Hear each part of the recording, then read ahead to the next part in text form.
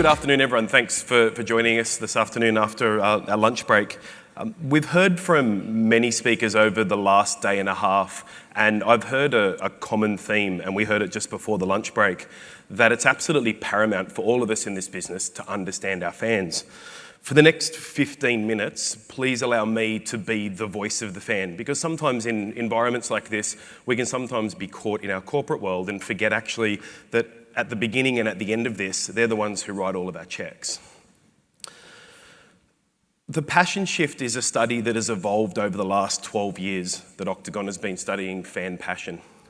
We started, as is quite typical in the business, with who do we target? It's very much a demographic question. What age, what gender, what's their postcode, how much money do they make? Interesting information, but not particularly revealing if we're trying to understand psychology of fandom. What is it that makes hearts beat faster? So then we went to the next stage, and about 10 years ago, we conducted a study which has been running for a decade now called Passion Drivers, and I'll touch on that in a moment. And that started to look at the why of fandom. Why are fans fans? And now we're really happy to premiere for the first time in Asia a brand new study that only launched globally late last year at South by Southwest called the Passion Shift. And this goes to the next stage of looking at how are fans fans and through what channels do they engage with the thing that they love and what can that tell us about them as people. Historically, marketers have targeted avid fans in a relatively simplistic way.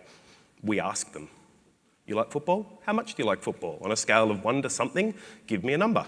It's a useful measure, and it's a measure that will continue to have value to it, but we think that it has a limit. These are the guys you want to talk to. These are the guys who are at the top end of that avidity. And as a sponsor of a sport or an entertainment property or a film or a celebrity, you are really going after a particular demographic of person, but more importantly, you're going after a mindset.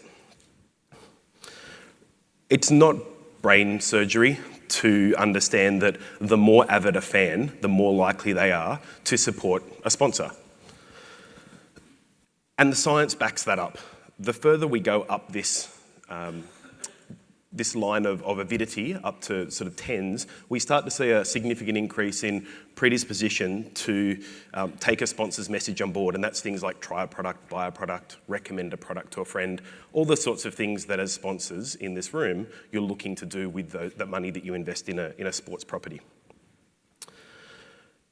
But in today's world with fragmented media, we think there's actually a better way to find your target consumer, and one that is even more loyal than that self-proclaimed superfan.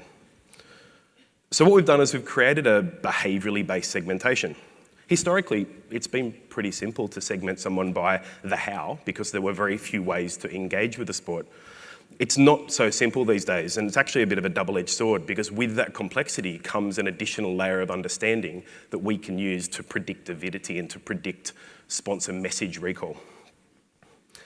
So when we overlay the how rather than just the why, we actually start to see that rather than looking at casual fans versus avid fans on that scale of self-reported avidity, if we actually look at the fans' level of interactivity, so the number of channels that they engage with, the frequency with which they engage, and the depth to which they engage, are they sitting back and taking on board information, or are they leaning forward and contributing to blogs, writing stories, posting user-generated content? And using all that information, we can start to paint an even stronger picture of avidity using interactivity as our guide. So the why is still important, please don't get me wrong. And Passion Drivers, which I mentioned a little earlier on, is a study that's been running for over a decade. We've spoken to over 125,000 sports fans all around the world, covering some 16 countries and 25 odd sports. I'm not going to talk more about Passion Drivers today, but please let me leave with you this thought that the why is absolutely important. We're not going past this, we're just supplementing it now with the how. So this is where we come to passion profiling. Let's talk a little bit about tennis. It used to be pretty simple to be a tennis fan. These days it's not quite as simple, and this is a simple profile map of an Asian tennis fan as we studied 3.5 weeks ago. The ways with which they can engage with the sport that they love has never been broader. I mentioned earlier this idea of a double-edged sword. What this means is that, yes, it can be harder to find them, but it also means that they are giving us more and more ways with which to talk to them. So let's go into some numbers. This study was conducted, as I said, about 3 weeks ago. It was conducted across 7 Asian countries, and this is the first time outside of the United States that we've released this study, and this is specifically for the sport of tennis. Tennis fans in Asia Pacific overwhelmingly stated that their favourite way to watch the game of tennis was at home with their family. What this tells us is that whilst a social sport, tennis is certainly not a tribal sport in the way that we see football and events, multi-sport events like the Olympics, being engaged with. In fact, fans in some countries, particularly Japan and Korea, have indicated they'd actually much prefer to watch this sport not only at home, but completely alone. What about when they are watching it? Second screen is something that has been spoken about for a very long time, and in fact, we're on third screen now, so second screen's already a little bit passé. But interestingly enough, the question is quite often missed, which is, yes, we know these screens are being used, but for what? Japanese fans were the least likely to be looking at tennis-related content on their second screen. This kind of matches with the earlier statistic that in this particular region, tennis is seen as an all-encompassing sport, a sport that requires, even as a spectator, complete focus, and therefore other things can be seen as distractions. But interestingly, Chinese and Indonesian fans were the most likely to engage with a second or a third screen.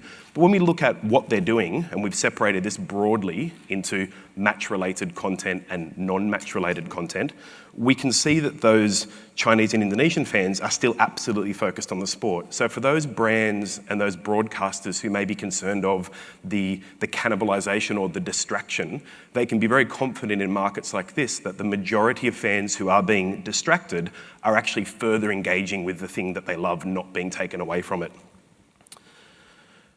What about whilst actually physically attending an event?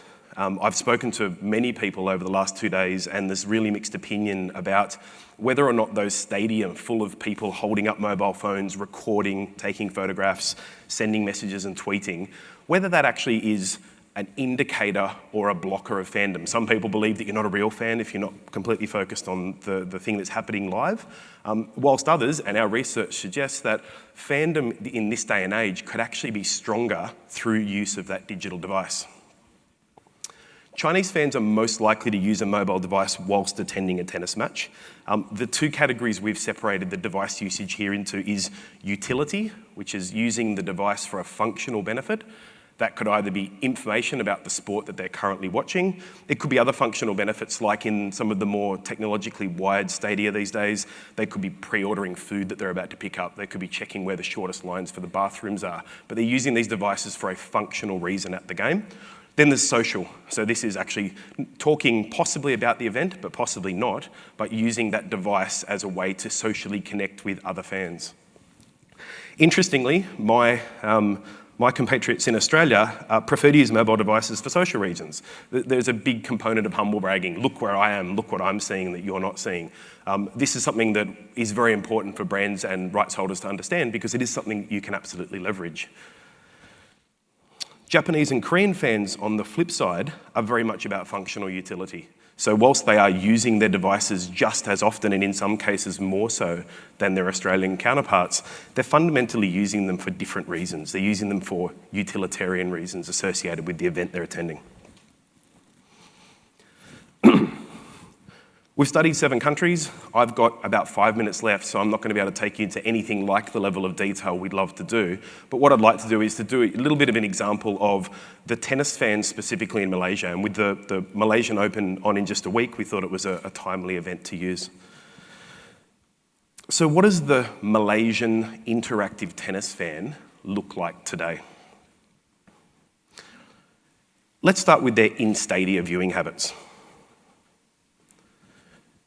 Interestingly, only 3% of interactive fans indicated that at no point did they not take out a second or a third screen device. So we're talking about 97% of fans who have paid, in some cases, significant amounts of money, are actively engaging with a device or devices, in many cases, within that stadium. We break these out here again between match-related, non-match-related, and you can see the split there. And then we're also looking at utility and social connection. If we look at the same questioning, but we take people out of the live environment or the live physical environment and put them into the television environment, which may be live or pre-recorded, we start to see somewhat of a similar picture. The more interesting thing, I think, for me is a data point that isn't on here that I've drawn in. Only 17% of TV viewers in Malaysia who consider themselves to be avid or interactive fans do not pick up a second screen. Again, when we go towards the top and we see those who are using mobile devices, we are seeing more than not are being match related. So again, great opportunity for brands and broadcasters to take advantage of supplementing their viewing experience, adding additional layers of information that these people are demanding. And then when we look at more of a traditional computer-based involvement, we see a split between match-related and non-match related, which is very even. That's quite an increase compared to some data we've seen in other markets where the non-match related number is much, much higher. So in the Asian market, we're seeing a much greater focus on using that second screen to supplement the content. What does this mean? Well, from my point of view, it means the couch potato is dead. That idea of the guy or girl who sits back with a can of their favourite drink and relaxes into the comfy chair and is washed over by their sport as being the ultimate fan is simply not the case anymore. The ultimate fan is very much engaged, is very much leaning forward, and is very much wanting to be a part of the sport, not just let the sport come to them. How can we, as people in the business of sport, add value to their experience? We talk with hundreds of clients every year, and I would say thousands of times every year, don't get in the way. That's the bare minimum that sponsors need to be doing. And when I say bare minimum, I absolutely mean the bare minimum. As soon as you wanting to put your commercial message becomes an impediment to me wanting to engage the thing that I'm in love with, you're actually counterproductive. You're doing the opposite of what a sponsorship is meant to do. We're here to add utility, to add value to that experience. And this is what our interactive fans are telling us we can do to add value. And we only need to ask. And quite often I think that's the first stumbling block, that we make assumptions rather than asking our fans. As you can see, the sorts of things that they're asking us for are very much match related. They're very much utility based. They want to understand more about the game. They want to understand more about the players. They want to understand what's coming up, what's happened. Some of the examples that were given by the gentleman from YouTube earlier on about catching up and supplementing programming is very, very important for these people. Quick comparison on how they are different to the regular fan for tennis. Now we've stepped back out of Malaysia here and we're now talking generically about Asian fans. A typical Asian tennis fan, 73% of them follow the sport through the net, whereas our interactive fan, we're almost at complete saturation. 98% of them, which is 34% increase across the base market, are following the sport through a computer. Some of this is to do with a choice. For other people, it is actually just a fact of life that the impact of a device, whether that be a computer or a tablet, to allow them to access their sport is their only choice. There isn't a television in the house in many instances. It's interesting, though, that the interactive fan is not just digital. I think we need to be careful that when I use the word interactivity, I'm talking about being involved actively with their sport. So newspaper usage by interactive fans is actually 25% greater than the general population of tennis fans.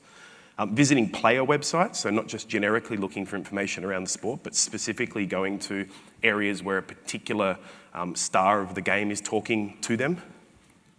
And buying branded merchandise, 86% more likely as an interactive fan. And then the sorts of typical channels that we talk about a lot. So these guys are almost twice as likely to be using Twitter to engage with their sport, whether that's following the stars of the sport or following the leagues or actively commenting themselves. They are almost 50% more likely to be streaming. They are almost 2.5 times more likely to be involved in things like fantasy sports, even in sports like tennis, which to me was a bit of a surprise, and posting to blogs, this sitting forward idea of not just listening to what others are saying, but actually being part of the conversation. So 3 insights, I think, to wrap up what is several hundred pages of research in 14.5 odd minutes is, I would say targeting the interactive fan is absolutely key for sponsors who want to make the greatest impact. You've made a decision that there is something about the audience of this particular sport that's attractive to you. this takes you right to the point of that attractiveness. It takes you to the most connected, the most predisposed to listen to your message, and the most predisposed to act on your message by targeting the interactive fan. Communicate to fans based on why they care. You just have to ask them. And quite often we miss that very important step. We make assumptions, we spend millions or tens of millions or hundreds of millions of dollars on wanting to get in front of these people, and we forget to invest just a small amount of time, effort, and money to talk to them. And then finally, adding value to the experience, always looking for opportunities where what we do, yes, we need to get across our message, but we need to get it across in such a way that we're adding to the experience, that we're improving it, we're adding utility from a fan's point of view. Before I finish up, we have conducted this study on tennis across the region. We've also concurrently conducted the same study or the same methodology across Formula One and across football in these same 7 markets. And previously in the US and the UK have conducted the same study in several other sports, which are up there. So I will wrap up now. If anyone has any follow-up questions, please, my contact details are there on the screen. Twitter, email. We would love to discuss this more at length. So thank you so much for your time.